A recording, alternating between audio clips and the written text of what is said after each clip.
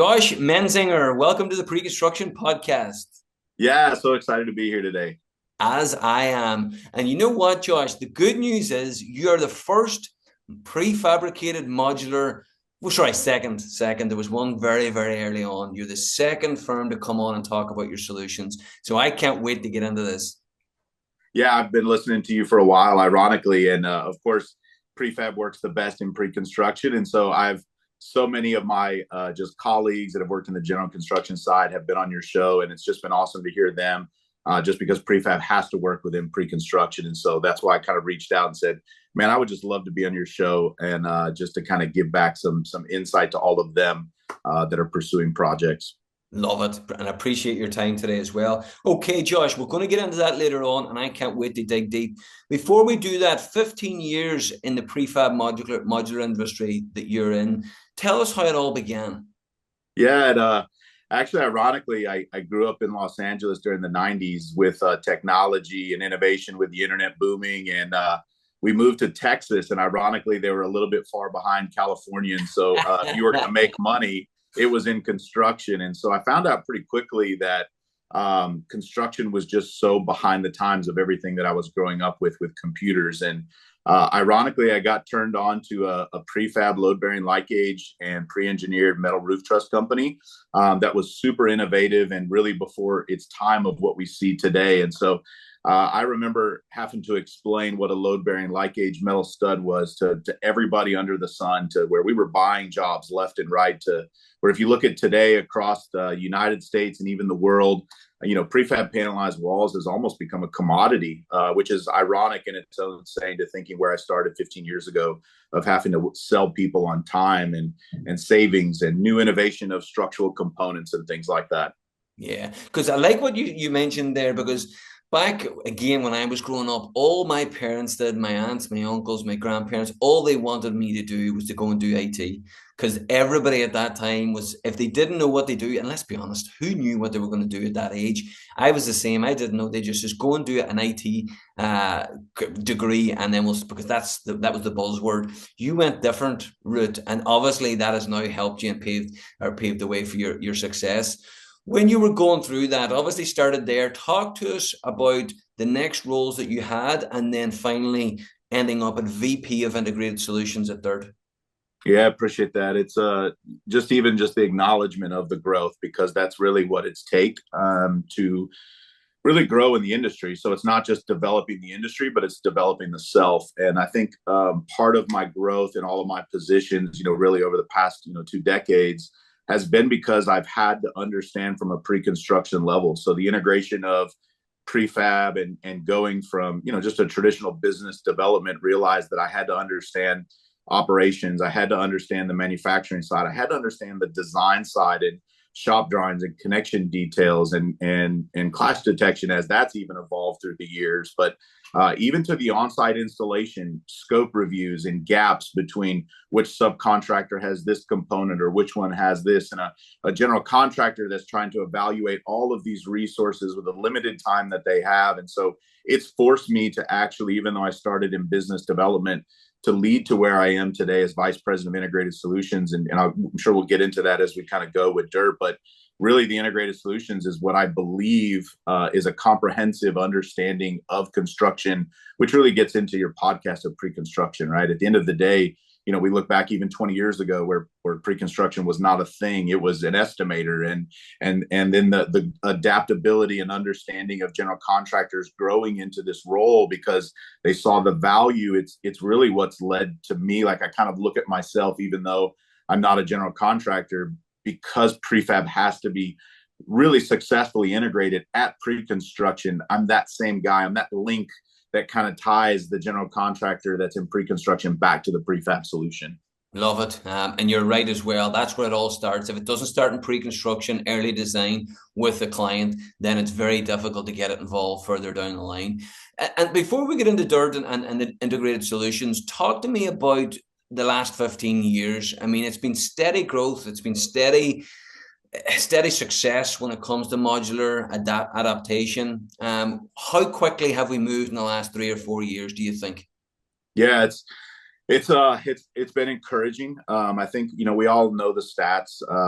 From every entity that's out there that talks about the labor shortages and the amount of people that continually are going out. The cost uncertainty. So I really don't want to dive into the traditional bullet points of a PowerPoint to kind of go into that because I think everyone in your show knows that, right? But I would say that the dynamic approach has really been in the delivery method. And so going really from, everyone is afraid, including me of IPD solutions and going into that, but it's progressive design build. I'm a huge proponent. And really partnering and working with design assist to where, 10 years ago, you wouldn't have found a Division 5 subcontractor doing a design assist. It was just the MEP guys or a concrete or even a structural solution. And so I kind of really created within the industry a design assist for Division 5 panelized walls to kind of get in there and get prefab and showing that value of understanding through that across those trades, which again has been just, I think, instrumental to what has happened the last 3 years because more and more people are seeing the value of a design build. I kind of joke around, like if you look at the design build tag, it's design and there's a dash and build. And I'm like, I think more people realize that it's design period build. Before you would have an owner and there would just be these constant changes throughout the design process that led to all these different troubles. And that's sometimes even with the volumetric solution, why it's difficult because the concept is we're going to design it completely out and then we have to build it. There is no going back and changing.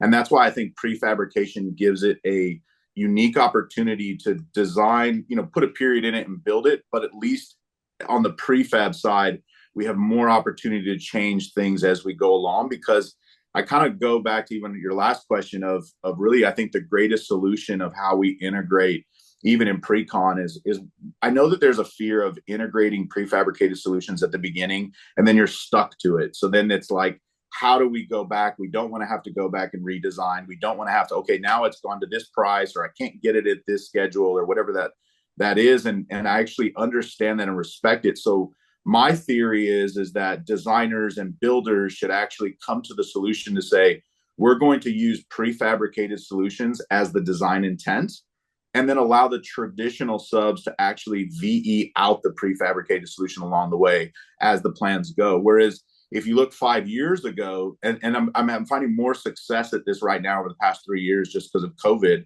and all the different limitations within there. But it would have been traditional design, traditional estimated and build. And then what you're doing is you're trying to VE prefab into that solution, which makes it even more harder. And we're actually seeing, weirdly, that prices are actually more in line because we understand, right? A subcontractor goes in with no plans and says, hey, historically, I've done this project for $45 a square foot. Well, now you're asking him to back out things that he doesn't even know that he had in there or didn't have in there.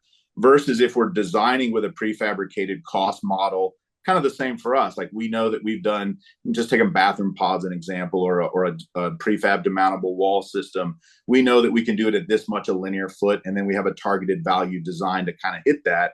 Now, if you're asking a traditional sub to go in like with our dirt wall systems and then provide that same cost model, he's really doing it as an ad cost. And that's why we're actually starting to see within the past 3 years that traditional costs are actually more expensive than the prefabricated solution. But it's only because we're starting with the prefab as the design rather than the VE option and then actually seeing what the real costs on traditional are. Yeah, so basically we've got the process right now, whereas is that where prefab and modular got their bad name and their bad reputation because we weren't running through the process properly? And now that we've got it, that's where the success is coming from. Yeah, it's been really sad to be honest. Like I've always struggled with a lot of our guys in my industry. We always say, well, it's not cheaper. It's not cheaper. Why? Because it's never been cheaper. And so it's like, we have to force the bullet points of, okay, it's safer, it's faster, no one has robots completely yet, so I don't ever say it's perfect. I think that's a misconception. Yeah. It's a better quality, but it's not perfect. I try to get superintendents when they're doing their punch list to realize that, right? There's still human hands that touch a portion of the prefabricated solution. But in reality, it is cheaper. And I've always struggled with that because how can we go from I'll play devil's advocate. Materials, material. Whether I buy it or a traditional sub buys it, that's a wash. Labor in a factory is always cheaper. It always is. And so my theory would be, if labor is cheaper, but I have transportation costs, let's say those items delta out and it's an equal equivalent. Okay, now it should be equal, but the efficiencies that we capture inside of a plant are far greater in controlling man hours, if we're going to do it right, than anything that you would capture on a job site. And so it should be cheaper. And so I think just because, again, it's the process that's never integrated it into pre-construction that said, well, it's more expensive because now I'm just trying to VE into traditional, and the numbers don't ever look right. But when you get them to really do the process from the beginning through pre-construction in there, we actually are seeing that it is cheaper or cost neutral. So it's all that struggle that I've had for all these years to say we don't have to make up, like, all these things are existent, but there should be a reason that we should be cheaper. Yeah, and as you say, if they level out and it's quicker and it's safer, then it should be the automatic choice. It should be the automatic option, especially when you come to these mission critical, these fast moving industries. Surely that's right. Let's talk about one key client. You don't have to name them. Give us a case study, and I'd love you to use the Cove. I was on your website. The Cove looks amazing. Talk to me how that begins at the very start. How do they engage with you? How do you deal with the pre-construction team? How do you deal with the designers, the owners? What is the ideal client look like for you? Yeah, I think the Cove is a perfect example of how DIRTT is looking at layered modularity and thinking about prefabricated solutions differently. So I won't mention the firm, if you will, but a firm came to us and they said, hey, look, the code has changed that has allowed emergency departments to realize that they don't have to have patients laying in a bed, right? We can actually see some patients come in, a kid has an ear infection, they need to be treated, but it doesn't mean that they need to be treated laying down. They can be seen. And so if you think of all the emergency rooms across the United States, and even why like the emergency room dock-in boxes are kind of popping up everywhere, but the big hospitals have all these spaces that are just, they're wasting square footage to where more patients could be seen, which is care, right? At the individual. It's like, if I don't know about you if you have kids, but I do. And I remember, going to Children's Hospital and sitting in an emergency room, with my son and you're waging other kids, right? It's like, oh my God, that kid definitely needs to be seen before I do. But still, that's your kid that you desire to be seen. And it's like, they want to take care of the patients. They just don't have the space. And so to get them in and out and treat them efficiently. And so because the code changed to allow them, the architect came to us and said, could you come up with a solution that was fast, that would allow us to do a minimal, demolition solution, but you come up with the prefabricated solution that allows you to then take what would be normally one emergency room review to make it into two. So again, we're not the experts of healthcare, so we worked with them, the healthcare experts, and we came up with this prefabricated solution that you've seen, the Cove. And that Cove was not just a prefabricated wall solution, but it was an experiential solution. It took into healthcare experts that said, if you integrate this type of lighting at this access of IVs, it helps calm the patient down. So it wasn't even just a dynamic prefab solution. It was an experiential prefabricated solution. And that's kind of why we actually called it the Cove. And we did that. And so right now we're actually in mass, we're kind of early adaptive stages, because one thing we also don't want to do is go to market and give prefabrication a bad name, or even DIRTT a bad name. And so what we're doing is we're working with health institutions across the United States that want to do an early adaptive and maybe take certain sections of theirs, because we also know that as a new program and a new item was created. So to kind of go back to even some of that, of the initial stages, it started with a napkin sketch and an idea and said, how can we come up with a solution that could go to market fast to get into these solutions? Again, it would work for same even new construction, but what could that do to the existing construction so that more patients could be treated better? And that's kind of how you get the Cove. And what we love about DIRTT and our solutions is it really starts back to ice. Really, we've been in the industry for 20 years. And so we actually started as a technology company. One of our co-founders, Jeff Gosling, phenomenal man. I'd love to get him on your show sometime. He's still a part of our company and some of the integrations, even though we're publicly traded. His brother was an inventor of JavaScript, which is ironic because I was talking about my technology background, right? Wow.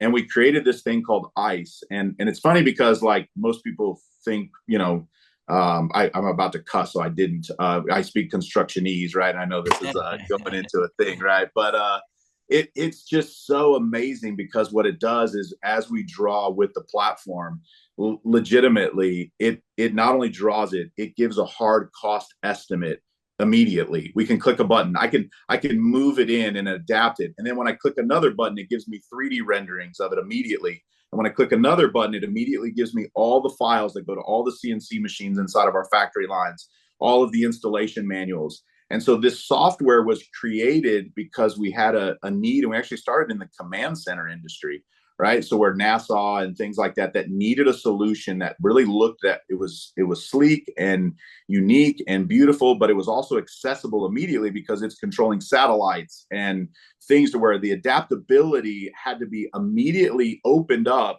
and the most simplistic person could fix something extremely fast or change it out because it was controlling things. And so the software was created for that construction that ultimately led to what DIRTT went to be public. And then, of course, there's only so many command centers. So how do we go into commercial construction? So there was another adaptation to going into wall solutions in healthcare for head walls and foot walls, hence why you saw the Cove. And we're creating new dynamic approaches to different prefabricated solutions and not really pigeonholing. We're not trying to pigeonhole a product. That's not who we are. We're trying to pigeonhole a process because we're really great at that. Well, it sounds to me that it's highly customizable as well, each solution. And you mentioned the digital tools there, ICE, and then there's physical products as well that you provide. How many physical products are there, and how customizable are these rooms? Oh man, that's man. If you went to our website and started clicking all the different types of products that we have, we don't even like to call them products, but at the end of the day, they're solutions to that. But I can't even count them, just to be honest with you. And the customizableness is insane. Like we have the finishes, the types of finishes, the types of products that you have for our sides of panels, fabric to magnetable to writable surfaces to glass to finished MDF with thermofoil. I mean, the list really does go on. I would say the one thing that we've done a really great job too is everything is UL listed. So unlike a lot of the prefabricated people in the industry, we've taken that next step forward. So every single wall and component that you have within the DIRTT solution is a UL rated assembly. All of the pieces and components inside, electrical, med gas, it's all UL listed. For anybody that doesn't know what that means, what does that mean? UL listed. It's great. It makes it different because in traditional prefabricated solutions, you're taking traditional construction often and then just prefabricating it offsite, which then forces an HJ to have to inspect these types of solutions because it's not listed for that universal code compliance. And that because we get the UL listing, it allows the code compliance.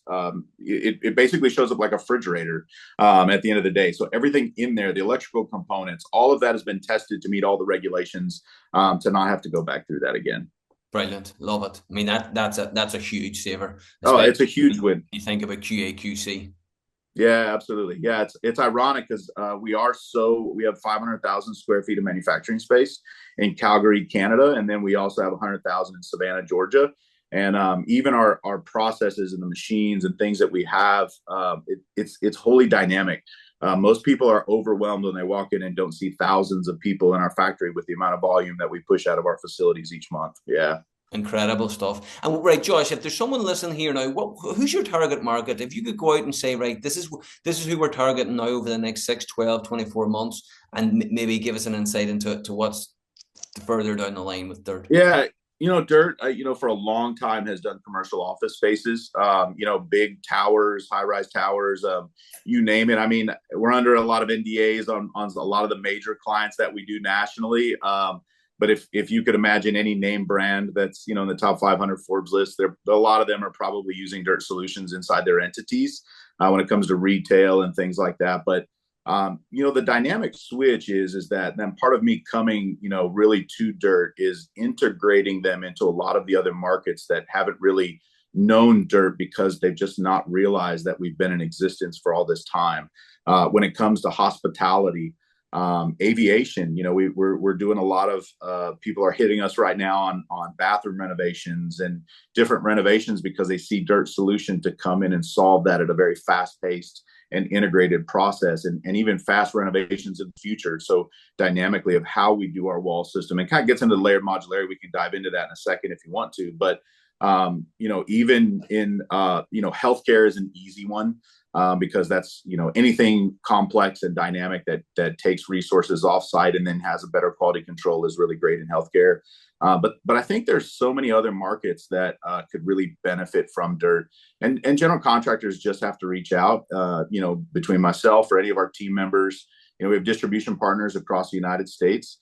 And so my goal is to kind of work with the distribution partners to kind of JV solutions with general contractors, who potentially even looking to self-perform.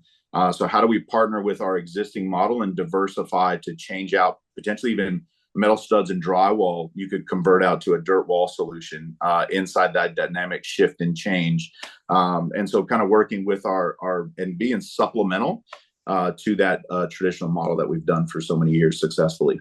Yeah, because we were just having a quick chat beforehand. I was thinking, is Josh and DIRTT, are they looking at our top 100s that self-perform quite a lot, or how does that work? Or are they going that middle ground where they're 250, 300 million a year, and they're basically construction management? Yeah, it's actually a both and. There's definitely the top guys that utilize DIRTT on a normal basis. There's top guys that are trying to actually learn DIRTT for the first time. There's the small contractor that's never heard of DIRTT before that sees this as a viable opportunity for them. I think it still goes back to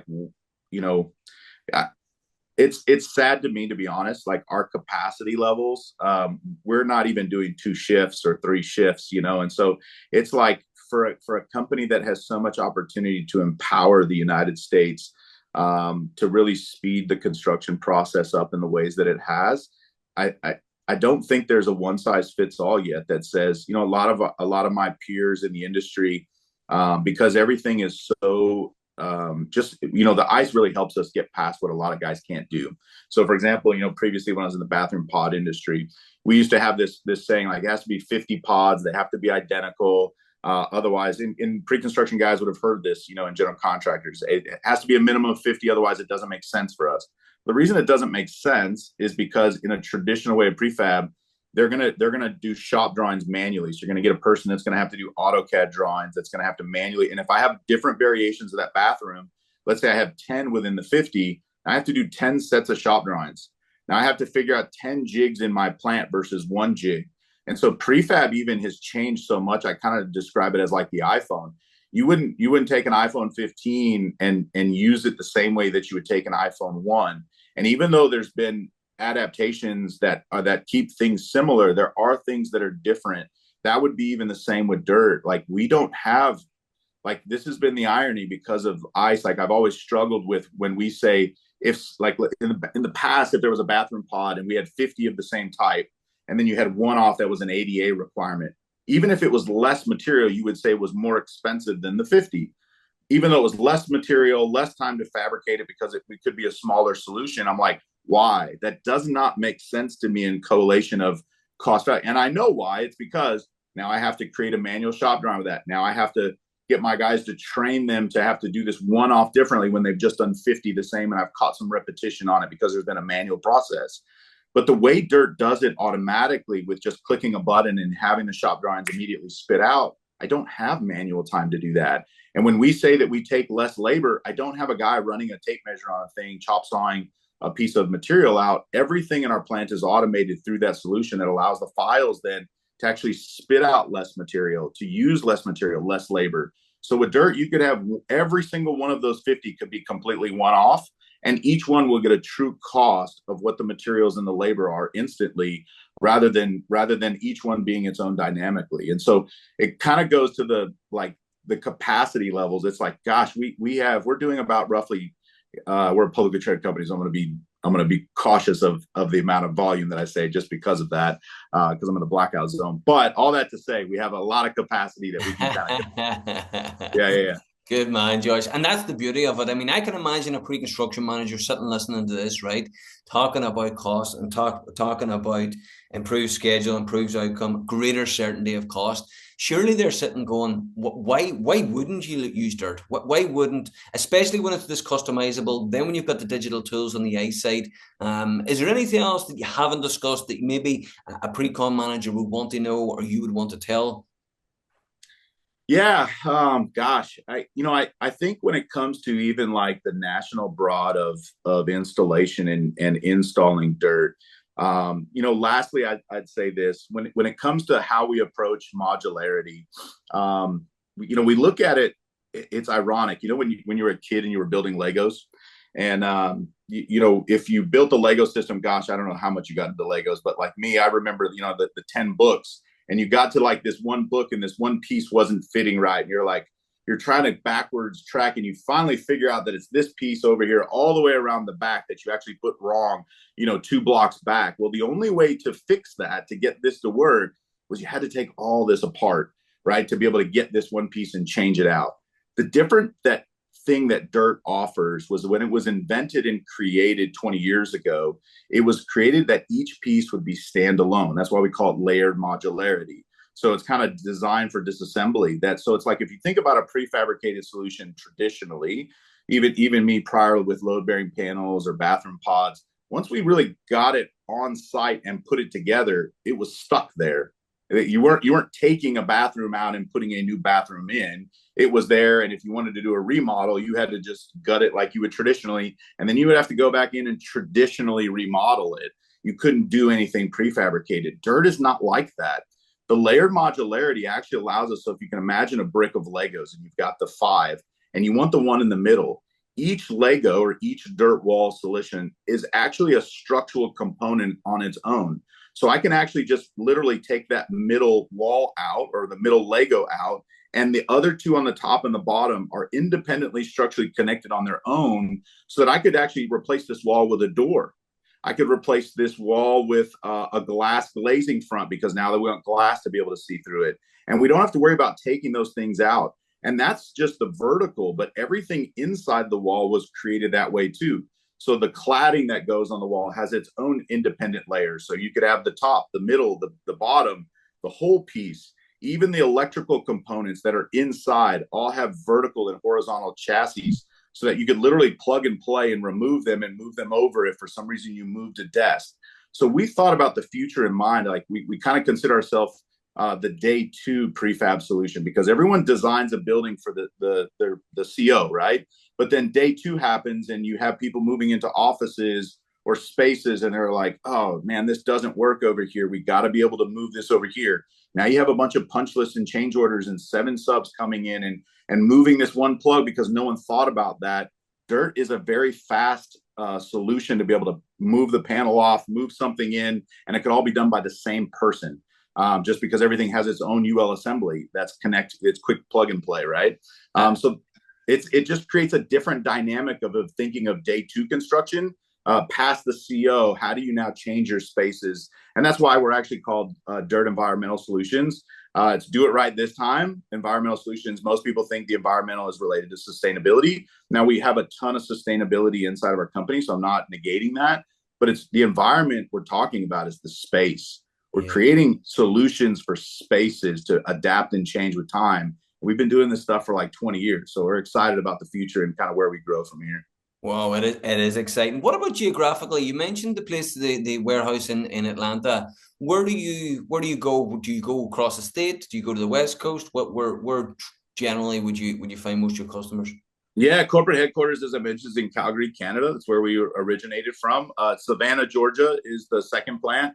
But I would say 90% of our work, ironically, is stateside. I think states are there, but we do have offices in London. We also Saudi Arabia, and we've done some things in Europe in the past and East Asia.